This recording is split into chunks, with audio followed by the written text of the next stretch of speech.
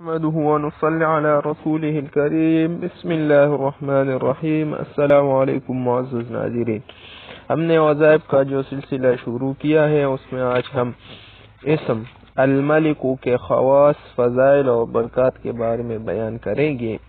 تو الملک، جو شخص اس اسم کو زوال کے وقت 120 بار پڑھے اللہ تعالیٰ اس کو صفائی قلب اور غنا عطا فرماتا ہے، خواہ غنا ظاہری ہو خواہ باطنی۔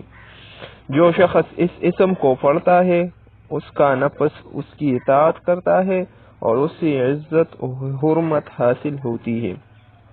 جو سورج نکلنے کے وقت 3000 بار اسم پاک پڑھے گا اور جو مراد مانگے گا حاصل ہو جائے گی۔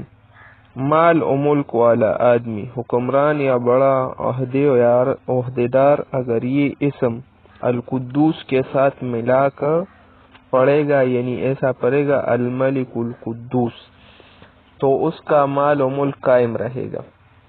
جو اس اسم کو فجر کی نماز کے بعد 120 بار پڑھنے کا معمول بنائے، یعنی روزانہ پڑھے، تو اللہ تعالیٰ اسے اپنی عنایت کے ذریعہ عنی فرما دیتے ہیں۔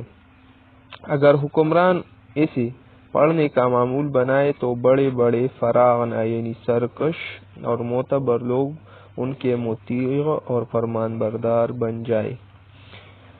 جو کوئی روزانہ صبح کی نماز کے بعد یا مالک کو کثرت سے پڑھے گا اللہ تعالیٰ اسے عنی فرما دے گا۔ اللہ جل شانہ ہمیں اپنے ذات و صفات پر یقین عطا فرمائے، اور یہ اعمال جو ہے یہ سارے بالکل توجہ، یقین اور پوری بصیرت کے ساتھ کرنے، انشاءاللہ مقصد میں کامیاب ہوگی۔ جزاک